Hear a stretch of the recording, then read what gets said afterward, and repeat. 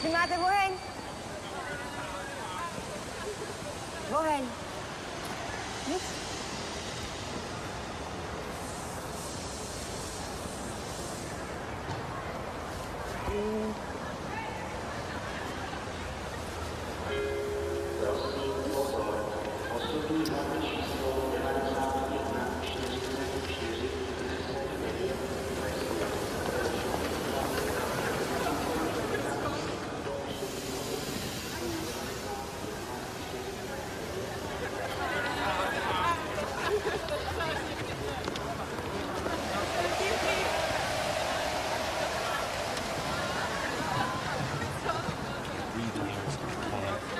Now I got these college kids like a discotheque. Listen.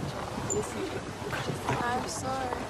You are a nice boy, but I'm too beautiful for you. Goodbye, Brad from America. You want one more kiss before I go? Are you kidding?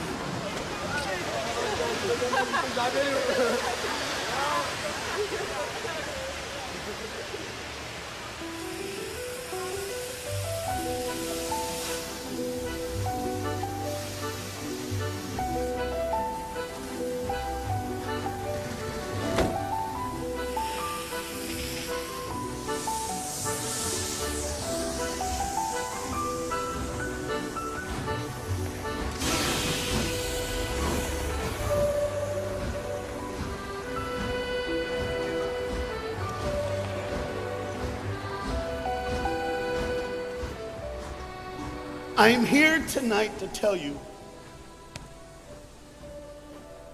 about a father who loved his son and a son who loved his dad. The way this story is going to unfold for you is a little bit different because I want to bring it to now.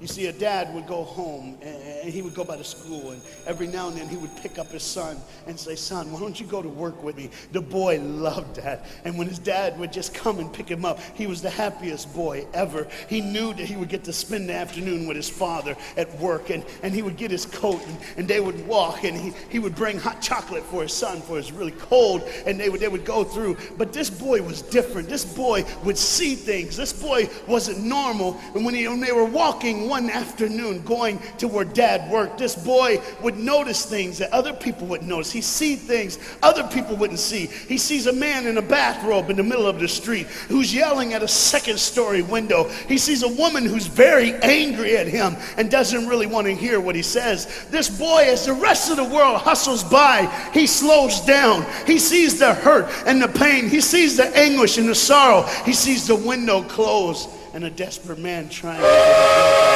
What he did doesn't matter. That he hurting is all that matters. And this boy would see these things.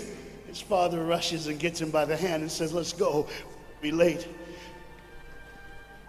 He would stop and look one more time. Can I stop his pain? Can I stop her hurt?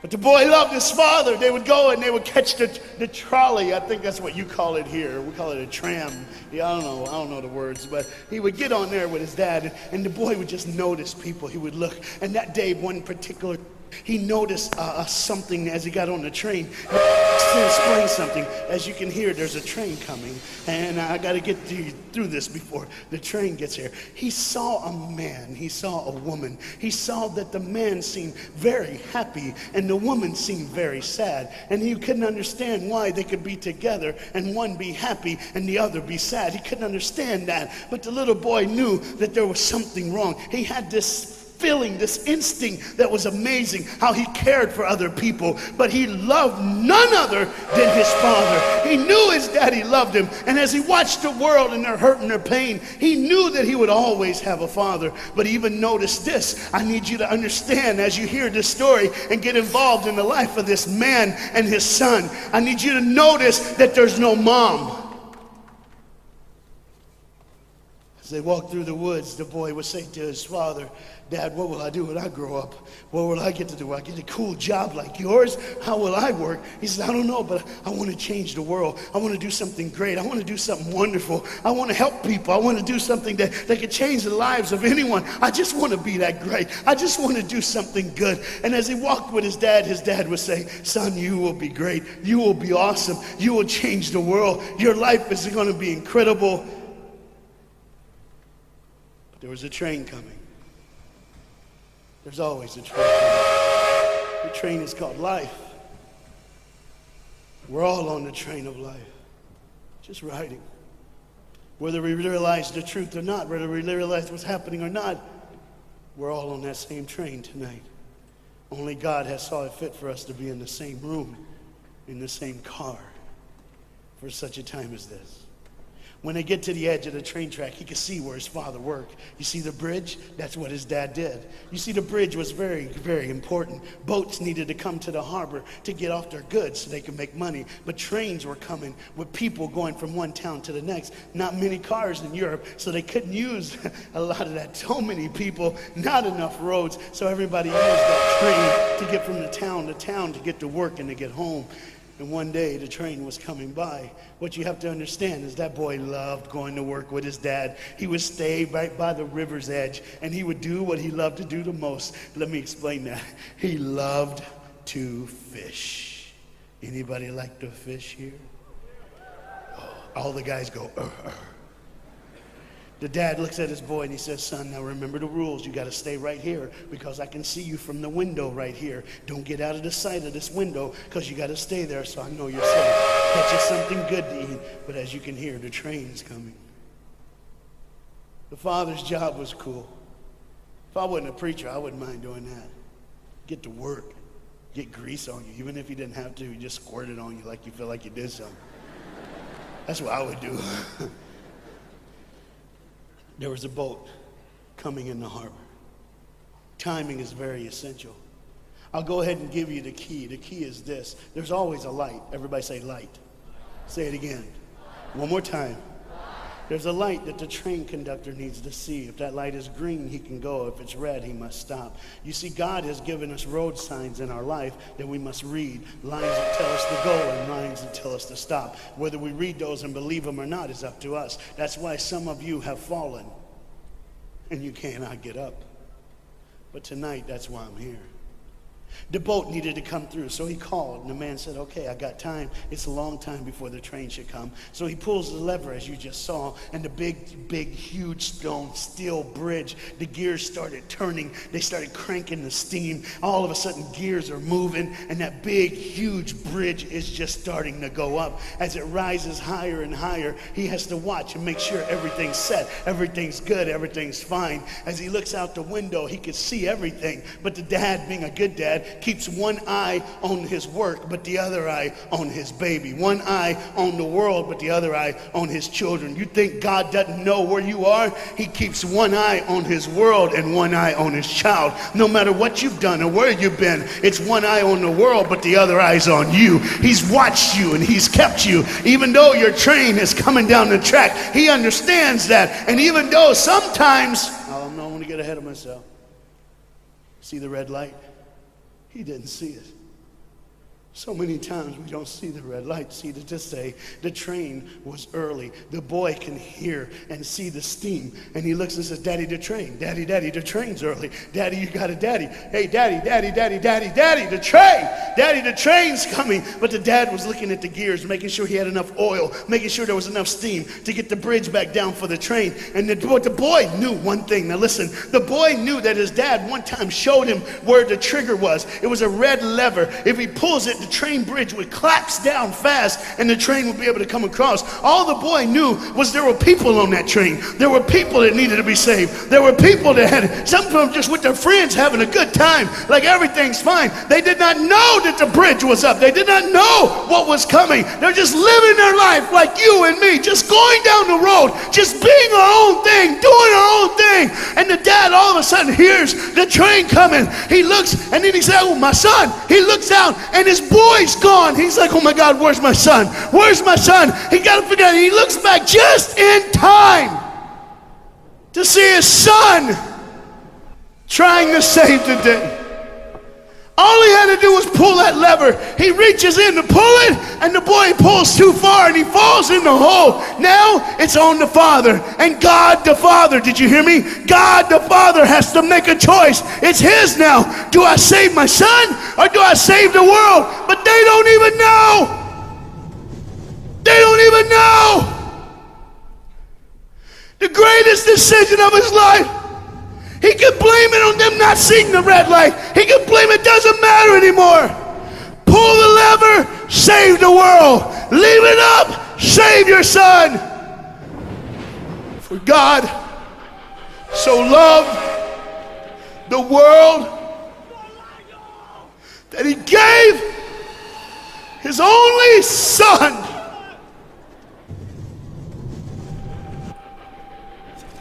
Whosoever believes in him will not perish. 3, 2, 1. He said, and they didn't even know. They never would know.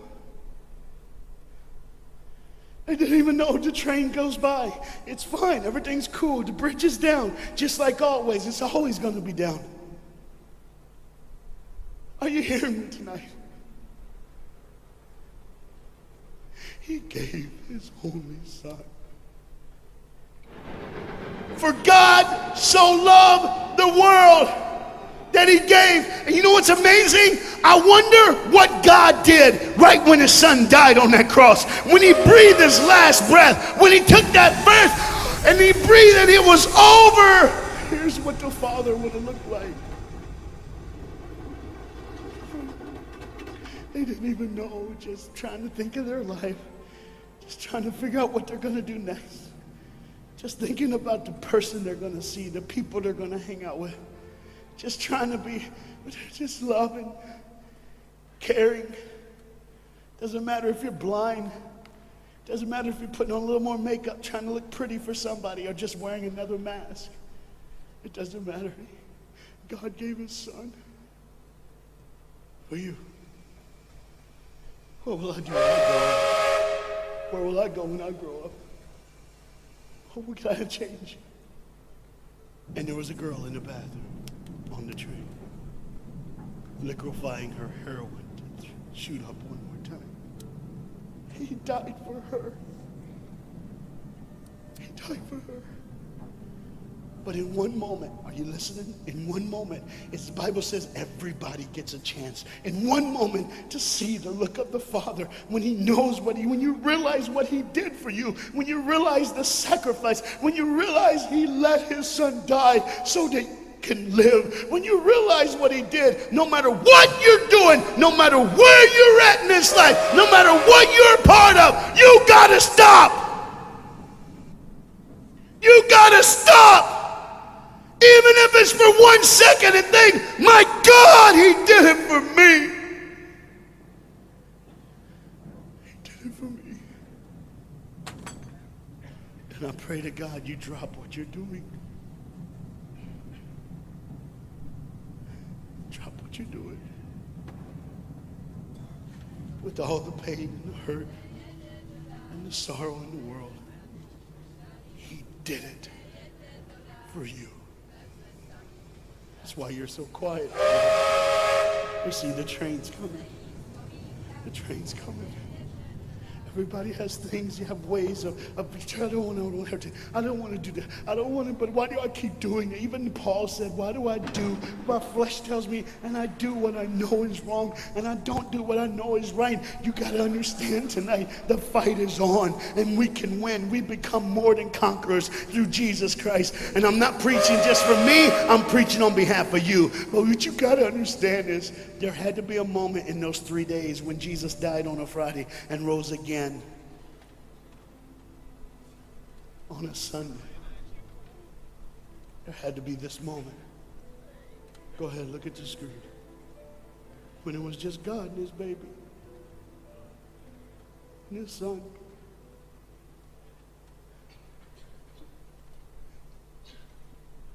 Every sin that's ever been committed in this earth is rolling through your mind right now. I'm here to tell you that as the sun sets in the afternoon, the sun will rise again. And when the sun rises again, you cannot change your past, but you can change your future. You see, it's always a different day. One day someone lives, the next day they die, the next day you wake up and you're still living. You're like, why am I going to live? Why does this have to be my turn? Why can't I?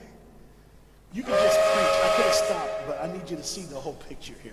You see, because when God the Father gave his only son, and when Jesus Christ breathed his last breath and he died, he did it in a way that you can never ever say, you don't know me, you don't understand me, God don't understand my pain, God don't understand my sorrow. You see, that's the very train that boy was on. That's the very train that he was on. And as this dad remembers, look real close. You see the pictures of the people? Bam, there they are. But there's somebody added in the picture, isn't it? Bam, there they are. Do you see who's added in it? In every face of every person, Jesus is in their life. Why? Because when you're the greatest sacrifice, you always end up in everyone's life. No matter where they are, who they are, he did it so that you can say he was there all the time, waiting patiently in line. Jesus Christ was there all the time. And the train keeps going. The train keeps coming. Train keeps moving. People keep living and people keep dying. And God the Father just watches it all. One eye on the world, the other eye on you. Some of you are starting to figure it out. You're like, what is he looking for? Just one girl. Because see, the whole horrible day, God only had his eyes on one person. And it was just a day on the street corner. When he walked by, he saw a girl with a babe. And she saw him. Do you get it? Old things are passed away. Behold, all things become new. He did it so that we can live. No matter what the sin, no matter what the pain, no matter what the sorrow, the sacrifice was perfect. It was perfect. And it was for you. And God the Father watches it all unfold. And all he can say